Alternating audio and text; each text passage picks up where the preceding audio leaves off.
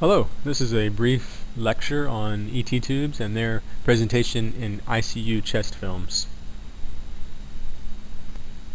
This is our disclaimer.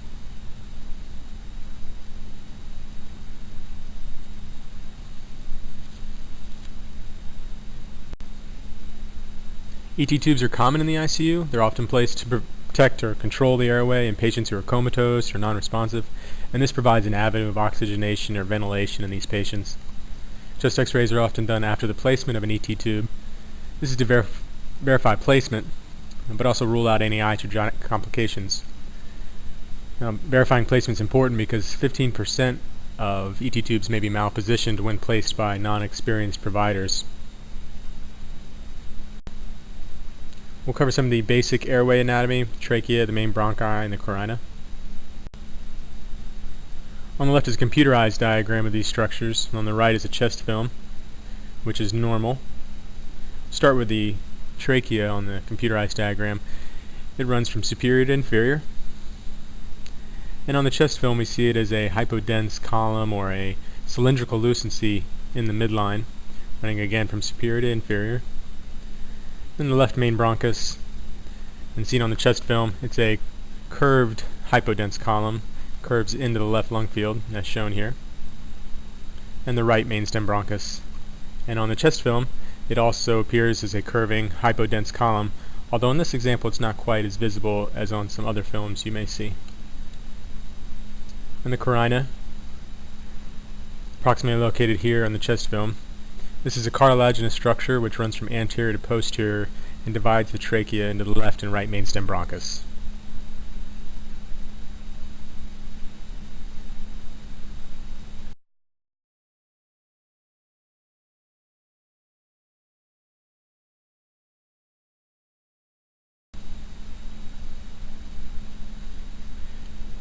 This is a picture of an endotracheal tube. You can see it's a curved tube. It's inserted through the oral cavity and into the airway. It's visualized to go through the vocal cords. After placed, the balloon cuff is inflated, as is seen in the second picture. This balloon cuff holds the ET tube in the proper position once it's been placed.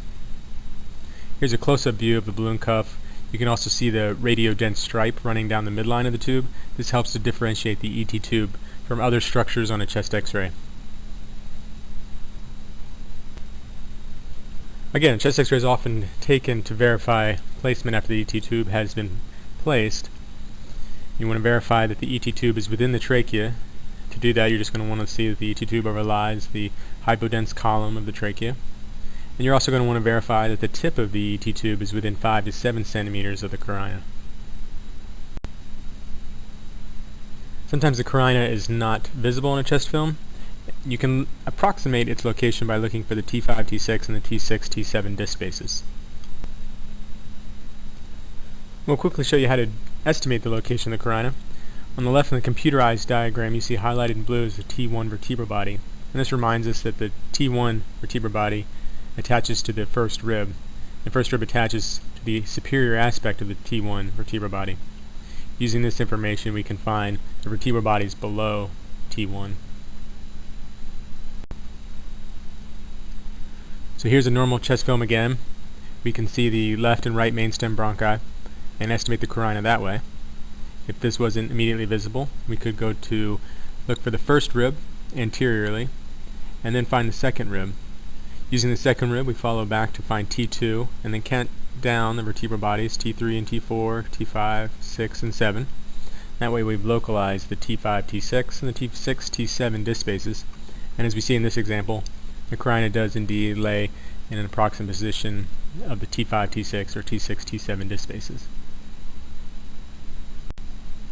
Let's do some practice cases now. This patient's a 3-year-old female who had a fall from a height of 3 stories. There's white out of the left hemithorax, and you can see that there's an ET tube in the trachea. You can see the radiodense stripe going from superior to inferior with a slight bend towards the right side. You also notice that the tube appears to be slightly to the left of midline. This could represent shift of mediastinal structures. And when we estimate the space of the carina in the T5, T6 disc space, we can see that the tip of the ET tube is within the vicinity of the proximate location of the carina. All this information put together is concerning for a right mainstem bronchus intubation.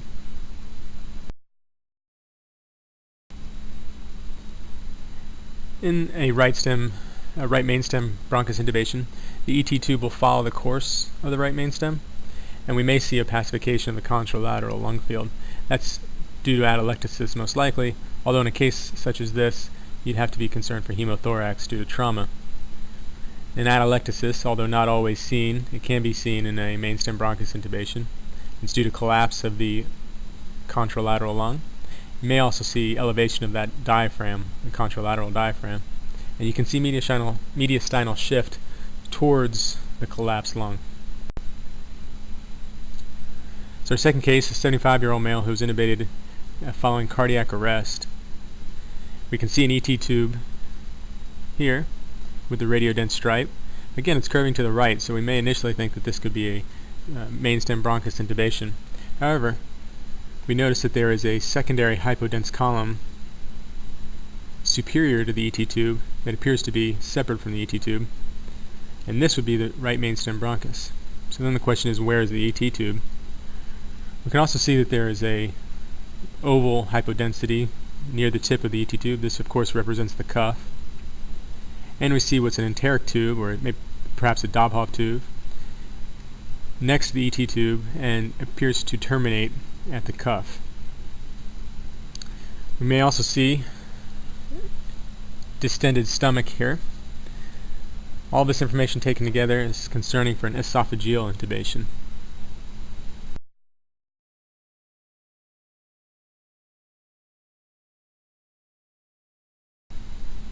In an esophageal intubation, the ET tube won't follow the airway. You may see that secondary hypodense column, which would actually represent the trachea, while the ET tube would be in the esophagus. And you can see in a distended stomach if they've begun ventilating and air has been forced into the GI tract. Our third case is a 35-year-old female with no further history provided. Again, we see an ET tube and the radiodense stripe. This time we see a curve to the left without any of the other signs of esophageal intubation, concerning here for a left mainstem bronchus intubation. In this case, it's just presented to recognize that a left mainstem bronchus intubation is possible, while the right mainstem bronchus may be more likely. There are other iatrogenic complications that can be ruled out with a chest film. An ET tube cuff that is overinflated can cause damage to the airway. This is called tracheomalacia. You can also get barotrauma. Here's an example of ET cuff overinflation, overdistension. We see with the two arrows, the thin arrows, they point at the cuff, and the singular thick arrow points at the ET tube tip. One rule of thumb is that if the cuff is 1.5 times the width of the trachea, the potential for trauma to the airway exists. And in this case, you can estimate that the cuff is at least 1.5 times the width of the trachea, and maybe slightly more.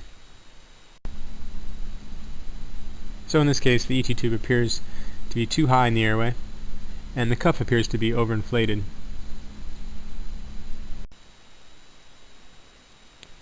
So this is a 65-year-old gentleman who was admitted with tachypnea and tachycardia. This is his admission chest x-ray. We notice that there is no ET tube. This chest x-ray prompted a follow-up CT that was highly suspicious for PCP pneumonia. He was admitted for that and treated. On day 6, he had a second chest x-ray done. This was following an ET tube placement. We can see the ET tube in the trachea, but one of the things that stands out initially is this hypodense outline, the mediastinal structure, the left heart border, and also these hypodense lines indicating subcutaneous emphysema in the neck.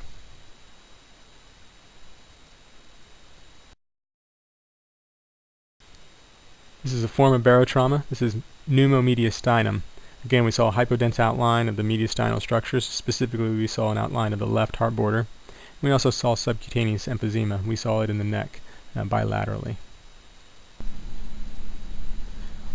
Again, on day 6, a second chest x-ray that day was performed. This was for worsening respiratory distress.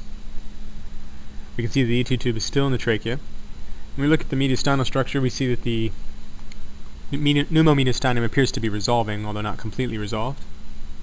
We continue to see subcutaneous emphysema in the soft tissue of the neck bilaterally. Again, potentially resolving. We take a look at the left lung field, however, and we'll improve the brightness on this film. We can see that the vascular structures of the lung do not extend completely to the chest wall, and there is a hypodense area in the apical lung field against the slightly more dense lung. This produces an edge, which is seen here. It continues around the lung field and continues inferiorly and is seen here. This represents, of course, a pneumothorax.